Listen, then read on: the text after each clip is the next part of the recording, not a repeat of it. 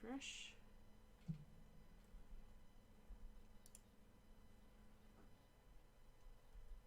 And there it is. Alrighty, go ahead.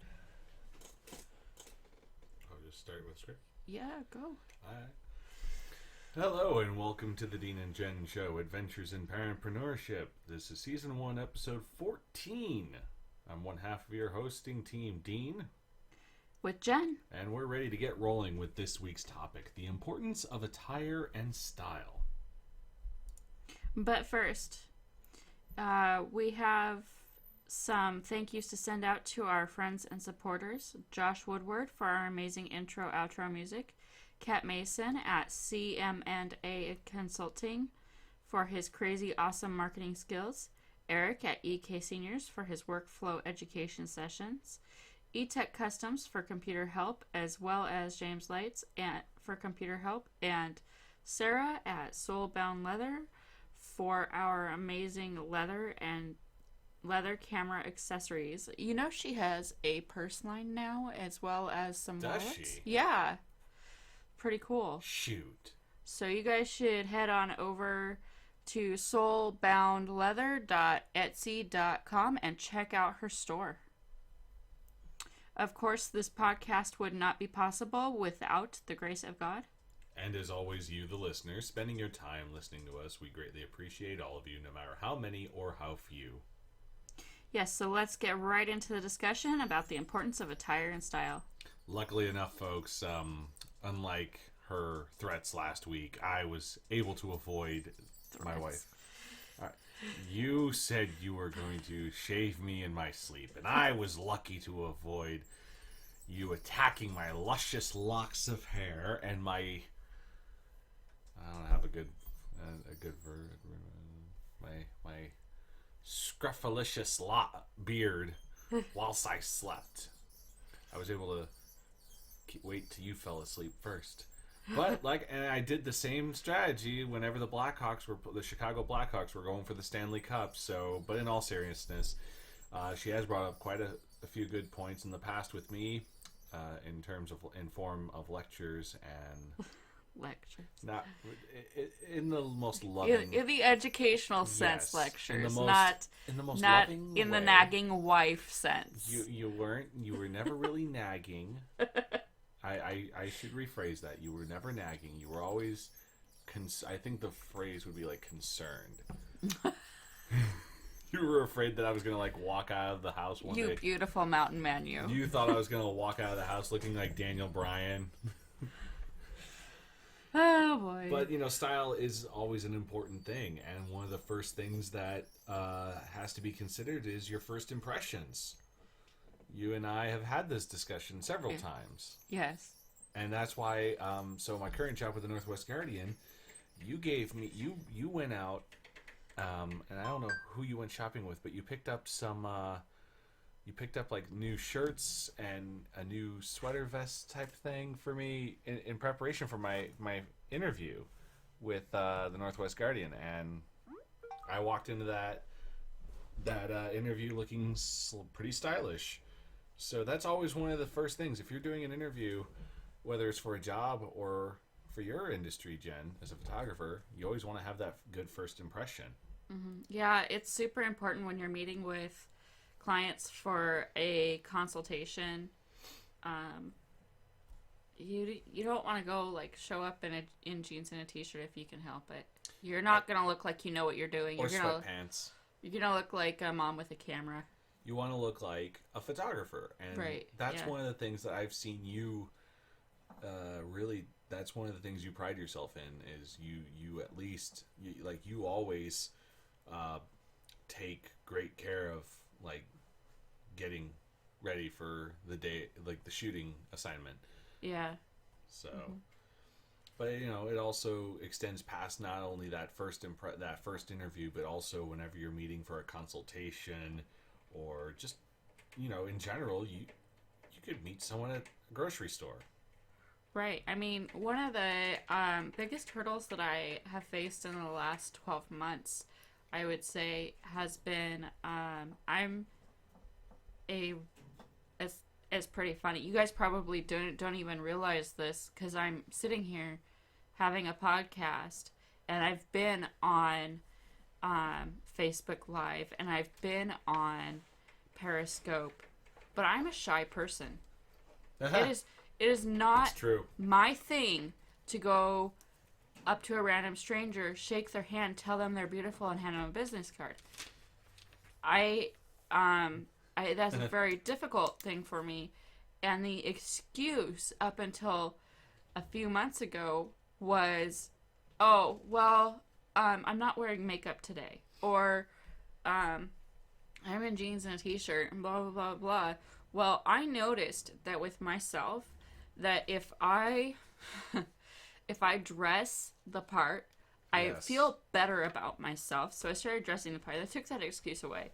And now, is still highly uncomfortable for me to approach a stranger, but it's not that hard anymore. No. It's hard, but it's not that hard like it used to be.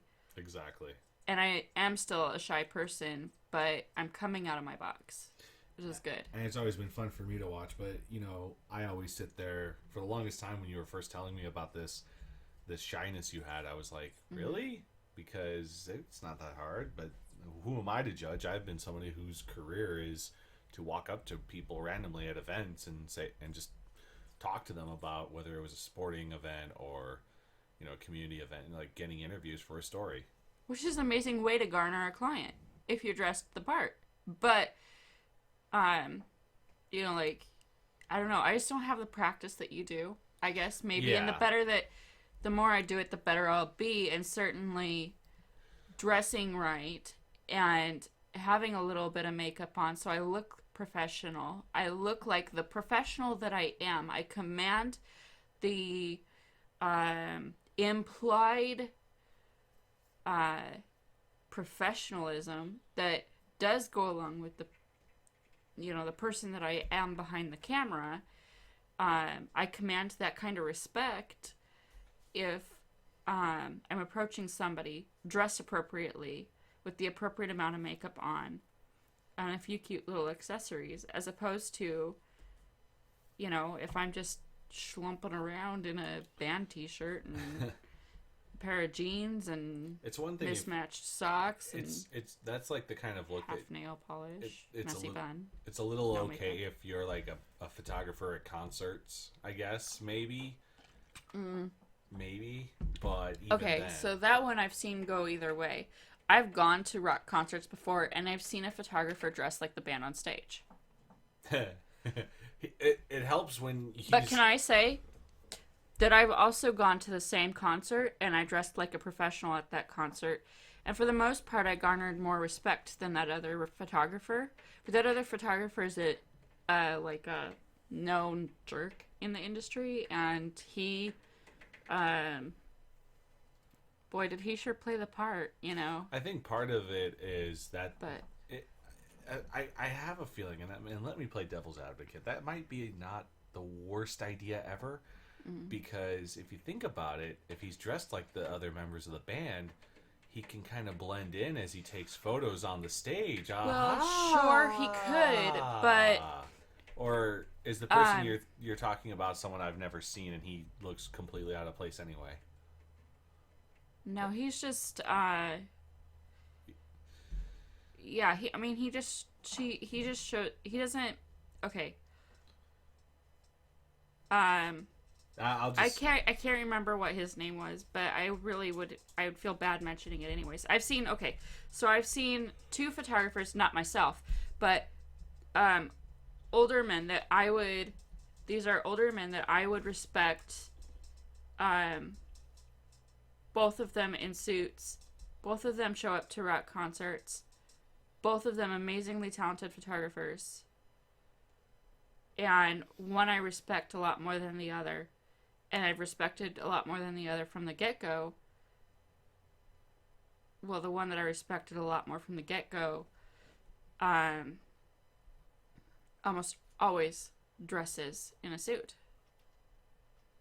The other one, that's great. Like, maybe he is in a rock band, but Still. I mean, like, I'm not gonna. I think if I was a promoter, I wouldn't hire him to do a whole event and pay him lots of money if, he had girls all over him and didn't dress in a suit and dressed in jeans and a torn up t-shirt. And you know what I'm saying? Like, it's just, a suit will get you a lot further, I think. So, anyways, that was a little tangent. But it does go back to first impressions for sure. Other professionals you meet for their services that they are rendering to you will take you more seriously if you're dressed in business attire. Stylish business attire. Okay. If you keep your car nice and you take your car to get an oil change, it will be treated nicer. There's actually statistics out there on this. If you are dressed in a suit and your car is clean and you take it for an oil change, it'll be dressed even more nicer, folks. Your car will come back in a tux. No, I'm joking. Misstep aside. Your car's going to come back to you even nicer. They're going to put a little bit more into, just like that little extra into it. If you're dressed nicely and you're going to the hospital to go see somebody who had a baby and you're valeting, that valet is going to take better care of your car than, say, if you're just, Meh. Although I'm sitting there and the thought of a tuxedo on a car makes me laugh. I mean, we're also in a generation where you could put a pink mustache on a car. Eyelashes. No, there's a mustache. No, I know, but I saw. Oh, the eyelashes, yes. I've seen. Yeah. Anyways. Accessorize. Anyway, next. Just topic. Saying that if I worked for a popular cosmetic company that issues pink cars, possibly, and I earned myself a pink car, it definitely would have eyelashes on it. Okay, so. That, because I think that's just rocking. But you always dress nice. You always do. If you go to the dentist and you're dressed nice, they're going to I don't know what the psychology is behind it, but there is psychology behind it because the statistics on it are they're black and white. There's no gray. Yeah. Look, if you dress nicely, the services will be rendered to you better. Yeah. And it's totally subconscious. It's not like somebody says, you know what, if this guy comes in wearing a suit, he's gonna get world-class treatment. If some other guy comes in wearing torn-up jeans and a baggy t-shirt, I'm just gonna treat him like he's in here to rob me. No,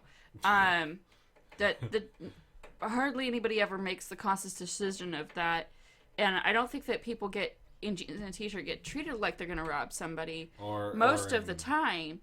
But what I'm saying is that it's not like a conscious decision. It's in the back of the mind. It's a subconscious thing. Just when you see somebody dressed nicely, automatically, they know what they're talking about. They know what they're doing. They're out there. They're successful. You want to align with those kinds of people so that you become successful. And that, there's just some pull towards it. So, looking put together often means feeling put together. This leads to greater productivity. Yeah, I mean, you always think, like, your mind always, some of us have a certain thing that we have to do in the morning, and how we get prepared, that leads to us feeling like we're ready to tackle the day. While for folks like me, it's drinking a giant coffee. It is also, for a lot of people like Jen, getting dressed, and it helps putting on, it's kind of like a football player putting on the uniform and feeling like they're putting on the mask and the persona of a dominant football player, and it gives them that mindset. You're giving yourself the mindset of someone who's going to go out as a photographer, a business professional, and own the business in your region. That's right. Owning it is really where that subtopic was meant to go. Is that so on the days that I noticed this, the days that I dress in pajama pants and a t-shirt, and I seriously do not leave the house, I feel icky, like, just sort of like, blah, I just want to be a couch potato. Maybe I might take it just like a little bit forward and like put some rockin' music on and pick up the living room a little bit more detailed than I did the day before. But it's not really going to go much further than that. I'm not going to head over to my computer and actually get some work done. I'm not going to be writing or doing any of that kind of stuff. Certainly I might like go in there and create 50 topics for blogs, but they'll not go anywhere. There'll just be a bunch of empty Google Docs with titles in them. So, great. I made some assignments for myself, but I didn't really actually get anything. That's like faux productivity. And on the flip side of the coin, if I actually get dressed and I put myself together, put a little lipstick on, a little mascara on, and I look at myself in the mirror and I feel self-respect, then I can own my day. I can go into a photo shoot and own it and rock it. I can come to the computer and I can punch out 7 blogs. I can do it. It's much harder to do when you're feeling lazy. You're feeling lazy because you're looking lazy. If you put yourself together, you will feel put together. You'll be able to own your day and be much more productive. Mm-hmm. Which leads to... one leading to another. Right. A better sense of worth. Your self-worth goes up. You see yourself more valuably than you did before. Think about how you go to the gym and you start working out more, and then you start noticing little changes, and then it just builds your confidence and builds your sense of worth. Like, hey, this is working, and it brings you to more going to the gym more. You mentioned how you used to be shy, but because of the like not getting your makeup done or things like that. So the more you've dressed appropriately, it's built towards having that sense of worth, like a better sense of worth and more confidence equally to approaching people at grocery stores. Mm-hmm. Yes. So your greater sense of worth leads to your confidence boosting up and being able to do that. What else happens when you have better confidence and more self-worth? You take care of yourself better. Yeah? You're more likely to really value yourself enough to where... If you're somebody who didn't brush their teeth as often as they should, they start brushing their teeth more. They start going to their doctor's appointments. Mm-hmm. They start doing their routine checkups, whether they like it or not. They also carry them. They don't just... Okay. Also, they start going... I read on Real Men, Real Style, I think it was, or was it Dapper? One of them, very good websites for men's style, actually talks about you like actually feel like going to the gym when you start dressing sharp, because then your clothes like feel better on you somehow. I don't know. They look better. They feel better. One of the things we talk about as women amongst ourselves is girl math. So if we're doing girl math, right, and oh my gosh, like I look really good now at a size 14 when I was a size 16 before, and I look really good in these clothes, like if I just keep losing inches and get down to a healthy weight, like I don't look, guys, I'm gonna stop and explain something. Like, I think skinny is too skinny. but I do believe in an appropriate weight. So I'm not saying, like, that's up to you. That's between you and you and your doctor. So I'm not saying that everybody should be modeled, and that's not where I'm going with this. No. But anyways, then you feel like we're going back to girl math. Mm-hmm. So the more, like, a reward for getting closer to that healthier weight is that you get to go shopping again and you get to get new clothes. So yeah, you start like going to the gym and taking care of your body. You start drinking more water because it clears your skin. You start you start carrying yourself better. And when you start carrying yourself better, it leads to better posture. You have less back problems and digestive issues. Did you know that when you have bad posture, it leads to digestive issues? Like, there's so many medical problems that would be solved by carrying yourself better. So if you just dress better so you feel better about yourself, then actually it will have a medical impact on you as well as psychological. Yeah, one thing leads to another, which is the next topic. Improving your appearance often leads to improving other areas in your life. So we did talk about the psychological and the medical benefits. Dean, what are the other benefits in your life? Raises! Yes! What else? What else besides raises? More raises! More raises. Dean wants a raise really bad. Even more raises! And I said raises, not raisins. So I don't want to go to my desk and see Raisinets, which is like the biggest. I'm going to get a P.O. box for the show just so you guys can send him Raisinets. It's the worst excuse for a candy ever. It is not candy. It is a trick. It is a lie. It is a fabrication. It is a charlatan of chocolate. It's amazing. It's health food. Anyway. It is a chocolate charlatan. Especially hashtag chocolate charlatan. The dark chocolate ones are pretty darn amazing. I will stick to my Reese'sception whenever they come out. Yeah, okay. Other areas in your life. I really wanted to talk about your home life. You really start to value things more that are actually important. It sounds really self-centered to say that it's really important to dress good and you must go out and be fashionable, have pretty shoes, accessories, and etc. But it's not. Because it actually it impacts things and it helps you provide better for your family.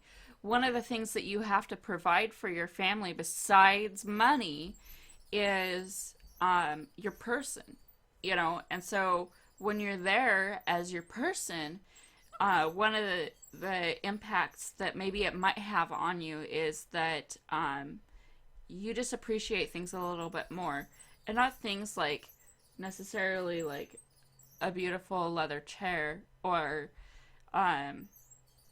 anything like that, but maybe like things as in like moments.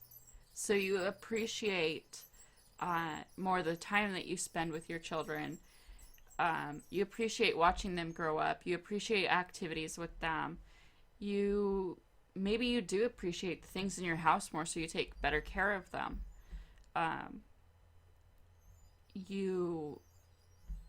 It just like takes everything to a higher level. Maybe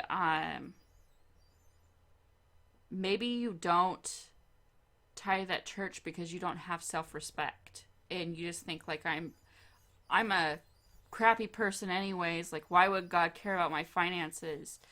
You start dressing right because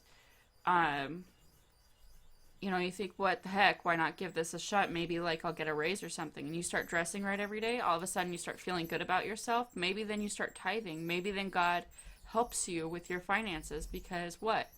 You've been tithing? Dressing right isn't self-centered at all. It's pretty essential. You can't be taken seriously if you're dressing like a goofball. So, who are you calling a goofball? Love God and love people, right? And this kind of is a good transition for your next point. Number 4, automatically giving you the benefit of the doubt, because a lot of people that you talked about this earlier, that first look, that first impression, while you don't obviously go have a previous mindset of I'm going to treat people this way if they look like this way. It is a subconscious thing. You take people a little more seriously, therefore you approach them as being obviously, oh, they have the look. They like subconsciously your mind works as they have this look, they must be successful, or they must, and this is going to be a trending topic throughout the whole show, I think, as we go down our show notes here. Obviously, I mean, while I disagree that, like, obviously it's not 100% guaranteed that a guy in t-shirts and a t-shirt and a jeans will know less than a guy in a button-down suit and a jacket, but 9 times out of 10, that's what you think is going to happen.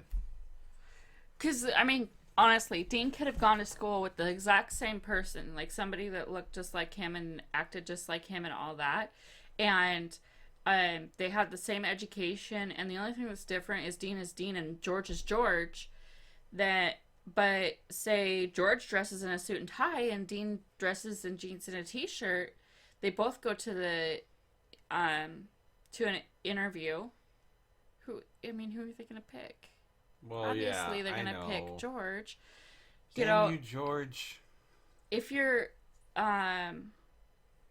both photographers, world-class photographers, and you're looking to go shoot commercially, and you're meeting with a client, who's the client gonna pick?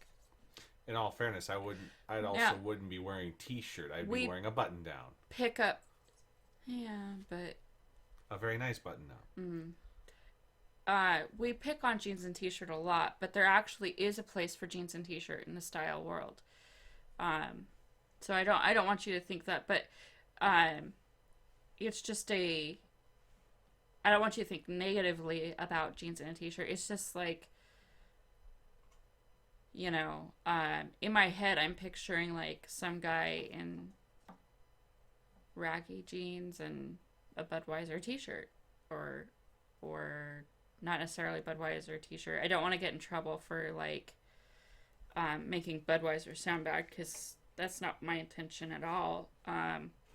But you know what I'm saying, like a beer t-shirt, or a bar t-shirt, or just a raggy, something, if you just don't like, I'm having a hard time getting my point across, I think, out of my head to the audience, but I'm sure you guys have gotten it by now. If you dress sloppy or you dress sharp and you're the exact same people, the person who dresses sharp is going to win every single time. Even though they know the same thing, they have the same skill set and everything. Yeah. The person who dresses sharp is going to win. If you both go to an interview at Budweiser, the one with the dress sharping thing is going to get to go make the beer. That's it. Right there. Can I ask you a question? Yes. I'm looking at the next topic in the show notes, and I pulled that off of Dapper's list of 40, which you guys should look at. It's pretty amazing. Explain how. I really want to hear how. I really want to hear the connection between your backup Hollywood costume every year and are you talking about Halloween? How is Halloween? This is Halloween. All right. The mayhem from. Are you talking about like the tattered suit that he always wears as he gets beaten up in the commercials? Yeah. Mayhem. Oh my goodness. You could be Mayhem. Yeah. So that means I'll be a tough guy who can't be beat? I could win the WWE title that way. Heck yeah. Put me in a match with Brock Lesnar. That'll be the next Mayhem commercial, is you get thrown into a ring. Hope you have life insurance through Allstate. So another statistic that was brought up in my research was better service at restaurants and when flying. So apparently, because they want a tip. Flight attendants spend more time on people who are wearing suits and dress sharp. And I don't know if flight attendants get tips or not. Maybe somebody could let me know about that. Someone tell us in the comments live or via Twitter at Sweet Gray Studios. At Sweet Grace Studios? Absolutely not. That's not going to work for Twitter. It's at Grace is Timeless. Grace is Timeless. Okay, can you delete that whole... Nope. No, you're going to leave it in there? Yep. Well... Better service at restaurants. So you're, like not going to wait 3 hours for a fancy restaurant if you come in there dressed sharp. It helps. Apparently. And then you talk about how that confidence, it also, going back to earlier, the confidence does lead to our next topic. Mm-hmm. You become a lot better at being able to take compliments and criticisms because you still have that higher self-comment. Not criticisms. No. That is not in this topic. Where did I write criticisms? Well, I feel like you get better at taking... Nope, it's not there. Now I'm criticizing you. You're going to delete this part, okay? I'm picking on you. Mm-hmm. He's so red, guys. I was going to add... I did it. I made him red. I was going to add to it. Anyway, I was going to ad-lib. It has nothing to do with criticism. It's just about compliments. People in general have a hard time taking compliments. Dean has a terrible time taking compliments. He does not dress sharp. He dresses like a college student. I thought this was a compliment section. You're criticizing my attire. Were he to dress sharper, and you guys watch the blog, because it might happen. So dressing sharp gives you the confidence to start taking better compliments. If you're poor at taking compliments, if you have to return a compliment with a criticism, a yeah, but, or a well, maybe, then this is you. People will compliment you more. You'll get more practice at it, and you'll be better at taking it. Vice versa, you'll get better at giving genuine compliments because you will be taking them a lot. Which does open many doors. I love your shoes. Where did you find those? Are such amazing shoes. Look at you. Wow. Are you a model? You're beautiful. That was on a Bounty ad. Bounty paper towels ad. Sorry, me energetic. I am a glamour photographer. Mm-hmm. Not the glamour of the 80s, but the new glamour, the now glamour. I bring beauty out in people. Can I take your pictures? Here's my business card, and here is a voucher for a free session, and Matt at 8 by 10. See? Just like that. It opens doors. Compliments open doors all the time. So, it helps you develop a routine. Dean did touch on this. Yes. Earlier. Yep. Do you remember? Okay, so to roll back through our list, we have number 1 is first impressions. Interviews, meeting with clients, meeting clients in everyday life. You have no idea. Nobody has any idea who they're going to meet. You're just going to run into somebody. Know. You never know. So you might as well just dress right. Just do it. Just do it. Okay. Other professionals will treat you with more respect and treat your things with more respect. Looking more put together leaves you feeling more put together. It leads to greater productivity, a better sense of self-worth, more confidence, better health. One thing leads to another. Improving appearance often leads to improving other areas of your life. Spending more time with your children. Mm-hmm. Taking more care of the items that God has trusted you with. Automatically gives you the benefit of a doubt. Those who dress sharp are automatically given more benefit than those who do not. You could have a backup Halloween costume for this year if you can't find one. You could be Mayhem from Allstate. Better service at restaurants and when flying. You get better at taking and giving genuine compliments, and which open many doors. It also helps you, going to where Dean was trying to to insert criticism in there. It's something that just popped in my mind. People might word their criticism towards you differently if you're dressed more sharply.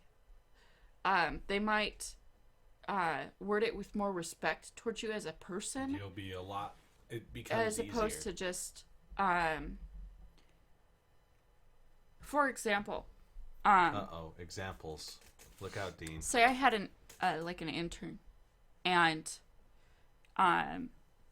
they were always like making the same mistake. They were always putting my lighting equipment up wrong or something. Like, it's just something slipped their mind like every time, and they were making the same mistake over and over again. If they always dressed professionally, I might say, I really love that you do this, but I'd really appreciate it if you worked on this. Yeah, exactly. Because which, by the way, is my management style, anyways. it's kind of like, but it's kind of like the old compliment sandwich routine, or exactly. You give a compliment, you give a small criticism politely, then you give another. You round it out with another compliment. On the other hand, that I have seen some managers with the idea where there's an intern and they're not dressed nicely when they show up and everything. They just really don't care about their appearance, and they're making the same mistake over and over. Oh gosh, you always make this mistake. Could you just stop making this mistake? Because I mean, which would you rather receive? That's one reason why you should always dress. Well, yeah, because it's understandable. Yeah. Why someone would react that way with an intern if they are the latter, like you said, because at some point there's no, like, you start to sit there and go, what are your redeeming qualities? Why am I putting up with you? I know I don't have to pay, depending on how your internship works.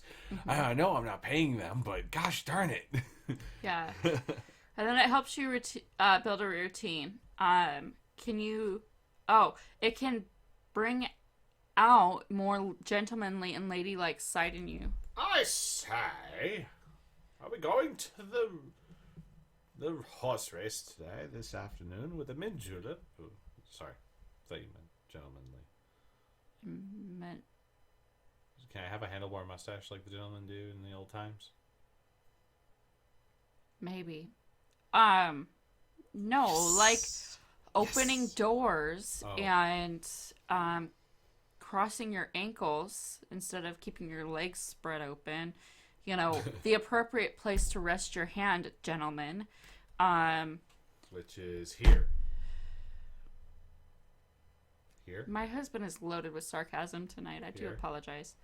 Here. I don't. Here. Here, on the microphone. So, if you need to look up, like, how to be gentlemanly and ladylike, then go for it. But, I mean, pretty much everybody knows what their grandmother look up the 1920s. Tried to ingrain in them, and their mother and father, hopefully, too. There's actually a gentleman's handbook out there. It's a little black book about the size of 2 business cards in height. Anyway. Step 1, grow a mustache. Step 2, buy a monocle. Okay, I'm done. I love you. Yeah, I got it. Okay. You never know when you will meet you never know who you will meet during your daily routine. So dress for the job you want, not the job you have. Look, okay. Right now, the size and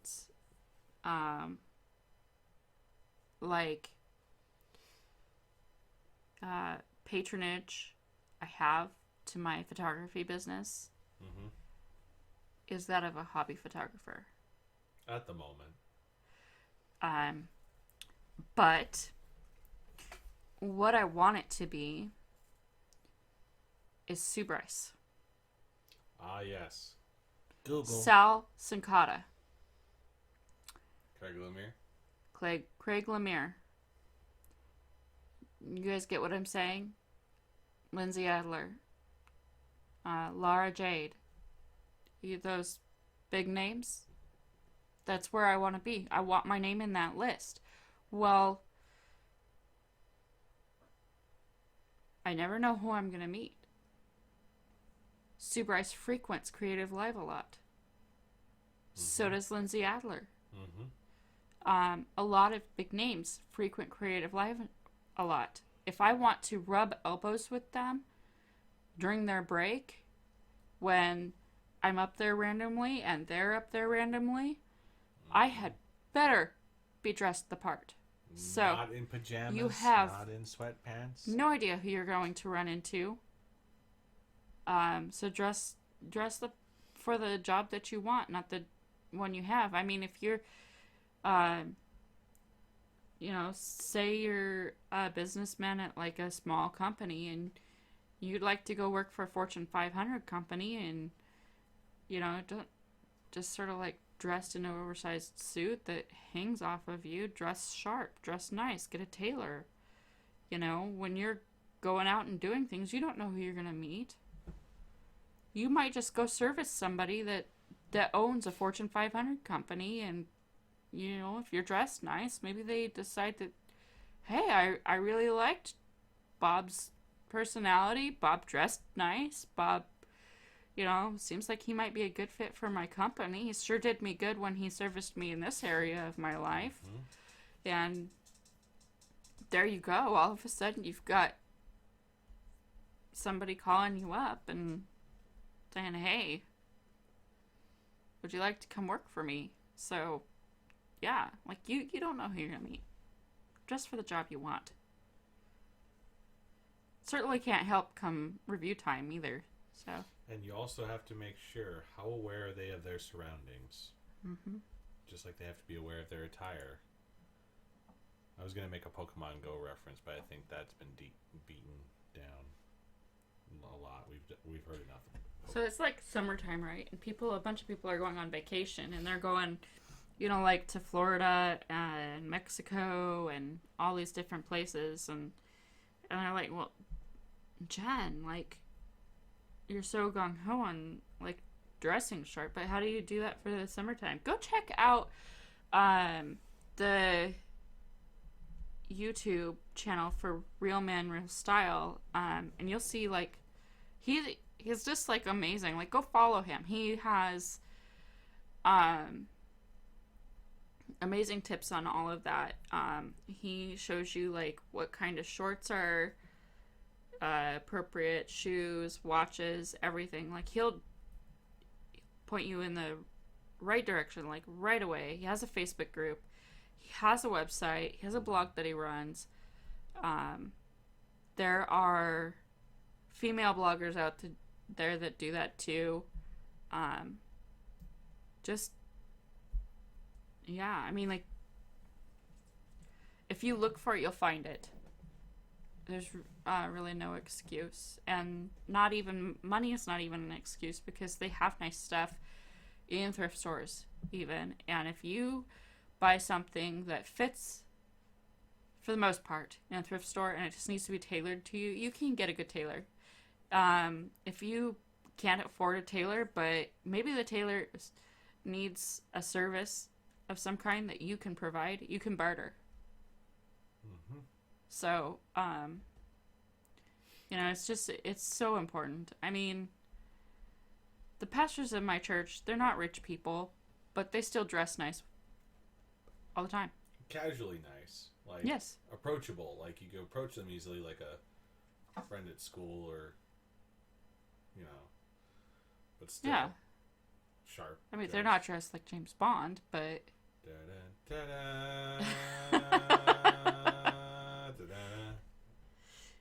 All right. Yes. So. I'm just doing random sounds at this point. And do me a favor. Look up capsule wardrobe. That'll be a good start, because there's probably stuff in your wardrobe that fits into dressing sharp. So go through that process. You'll get more outfits out of each piece if you go that way. It's cost effective and budget friendly to do that. You can follow me at Grace is Timeless and Dean. At Dean Seaman. Our website, of course, if you're listening live, you're probably on our website, which is sweetgracestudios.com/podcast. How are the kids? You Emails, Dean and Jenn. may go ahead. email Dean and Jenn at sweetgracestudios.com. Sweetgracestudios.com.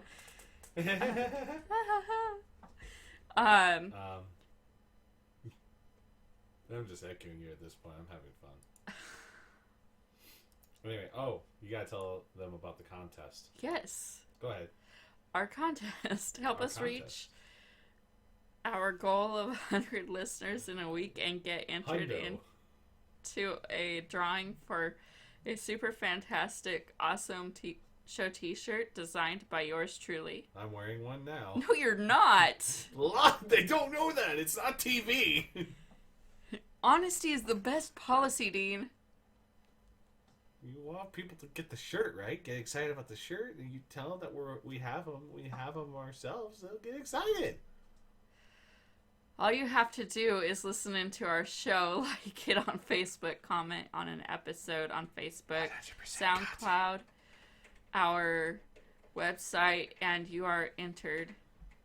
Bonus points for sharing an episode from our face. Stop it! I love you, Dean, Robert. I have something to add after you finish this sentence that you just paused and stopped yourself. Go ahead, finish the sentence. Bonus points for sharing the episode from our Facebook page. The drawing will be held. Dang it! Be held via Facebook page with your grandma from our show page. Your teacher. And will occur at 10 p.m. on Friday. Uncle Bill. After we hit 100 lessons in a week. Cousin Frederick. Grandpappy Berlin. Grandpappy Berlin. Yes. Yes. Next episode. What is it? Monkey see, monkey do. So once again, thank you for listening on our podcast. On the website. I can see why it's annoying.